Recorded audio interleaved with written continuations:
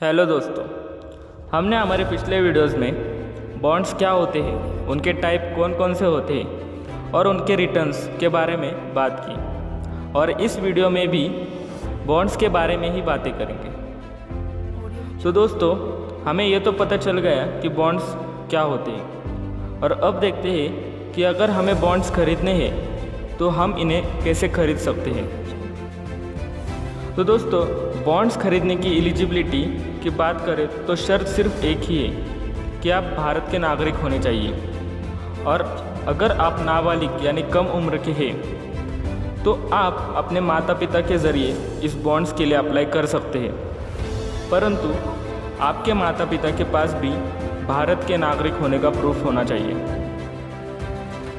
दोस्तों, अगर आपको बॉन्ड खरीदना है तो आप अपने नज़दीकी बैंक में जाकर इसका आवेदन कर सकते हैं, और उसके बाद आपको आपके नाम का बॉन्ड पत्र कुछ दिनों में मिल जाएगा।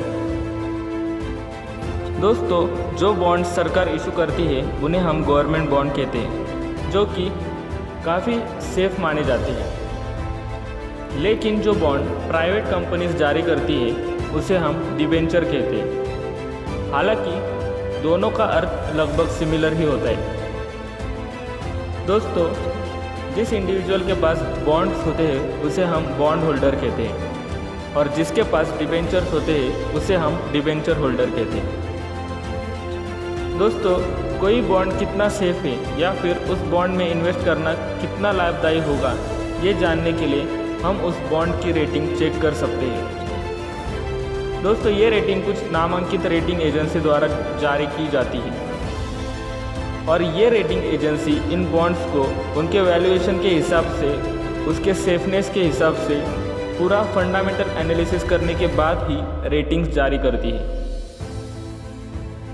दोस्तों, बॉन्ड्स का और एक टाइप होता है जो कि है हाई यील्ड बॉन्ड। ये एक ऐसा बॉन्ड है जिसे फाइनेंस में निवेश ग्रेड से नीचे रखा जाता है, यानी रेटिंग एजेंसी इन बॉन्ड्स को 0 की रेटिंग्स देती है, और इसी के कारण इसे हाई यील्ड बॉन्ड कहते हैं।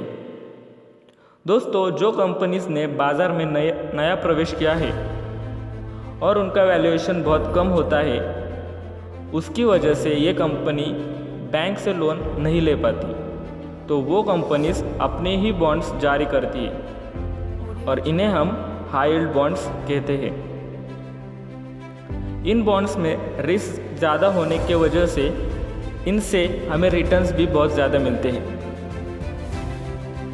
दोस्तों, हम म्यूचुअल फंड्स के ज़रिए भी बॉन्ड्स में इन्वेस्ट कर सकते हैं, और इन म्यूचुअल फंड को हम guild fund, liquid fund, bond fund भी कहते हैं, और ये तरीका बहुत से लोग अपनाते हैं। दोस्तों, गवर्नमेंट बॉन्ड्स में इन्वेस्ट करने का एक और फ़ायदा भी होता है। हमें बॉन्ड्स के ज़रिए की हुई कम अर्निंग्स को टैक्स बेनिफिट भी मिलता है। दोस्तों, बॉन्ड्स के ज़रिए हम गोल्ड में भी इन्वेस्ट कर सकते हैं, गोल्ड बॉन्ड्स के ज़रिए, और ये bonds reserve bank of India द्वारा अन्य बैंकों के ज़रिए बेचा जाता है। गोल्ड बॉन्ड्स खरीदने के लिए आप किसी भी बैंक, पोस्ट ऑफिस, SHCIL यानी stock holding corporation of India या फिर BSE या NSE पर प्राप्त कर सकते हैं, और इसका इंटरेस्ट रेट 2.5% होता है, जो कि हर 6 महीने में दिया जाता है।